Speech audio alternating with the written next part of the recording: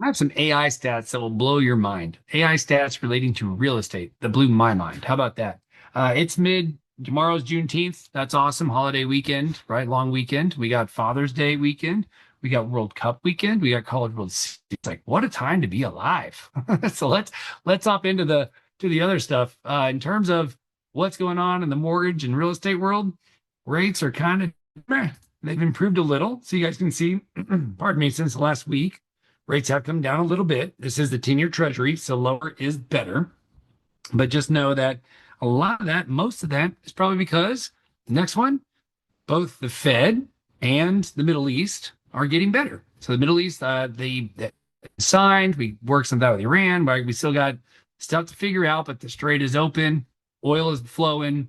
I think WTI, the cost per barrel is 75, $76, which is a big difference from the 115 or whatever it was a couple weeks back or a month or two ago. And then as far as the Fed, this was Kevin Warsh's time, first Fed meeting, and apparently came back with like A++ reviews. So he gave no forward guidance. He's like, man, that's stupid. He didn't do the dot plot, which is part of that forward guidance. He's like, it's so stupid, I'm not even doing it, which is not normal, but cool. Good for him to just drop the mic. Didn't change rates at all.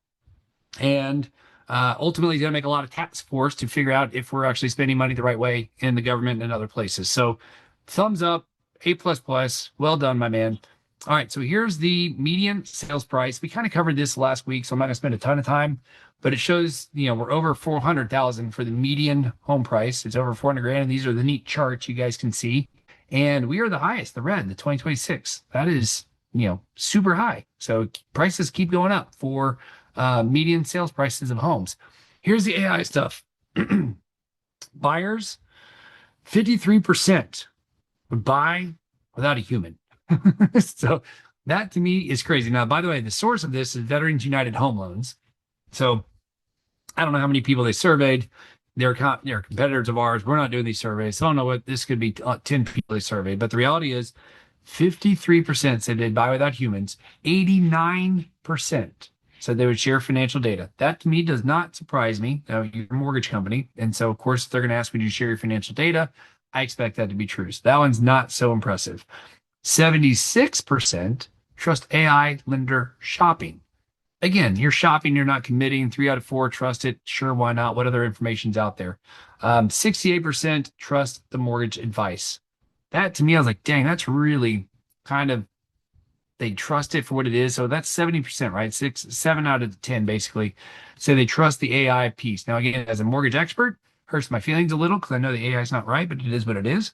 But this is the one that got me the most. Veterans. Veterans trust AI the most. And I'm not here to stereotype, I'm not here to label, but the reality is it is funny that people that, were part of our government are the ones that are who are a lot of times like, oh, AI and false and fake news and all that other stuff, where it's like veterans trust AI the most. That just does not seem normal to me. And there's a little chart, right, or a little pie graph that you can see kind of some of those things as well. This is the other part that's super sad.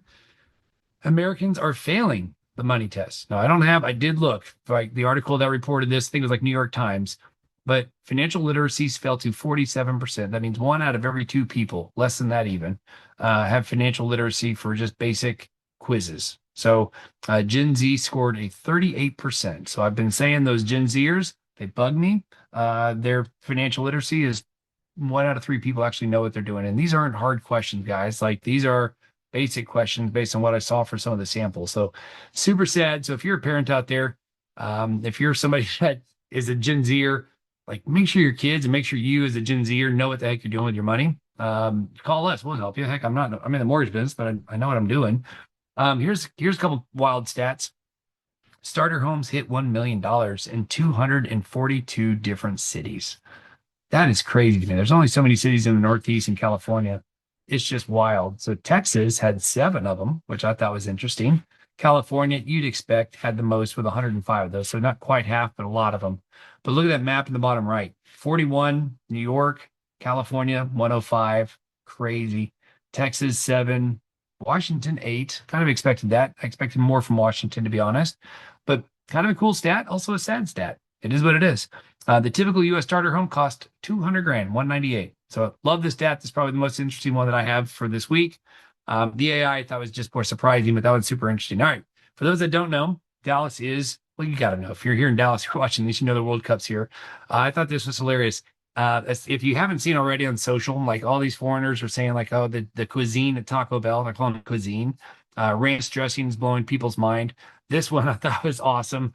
So the England fans yesterday, they spent 29,000 bucks in 3 hours at one pub, the English pub, the Londoner, and they drank about a beer. Sold roughly 5,000 beers. I was like, that is incredible. The World Cup's insane. Good for them. And then lastly, product of the week.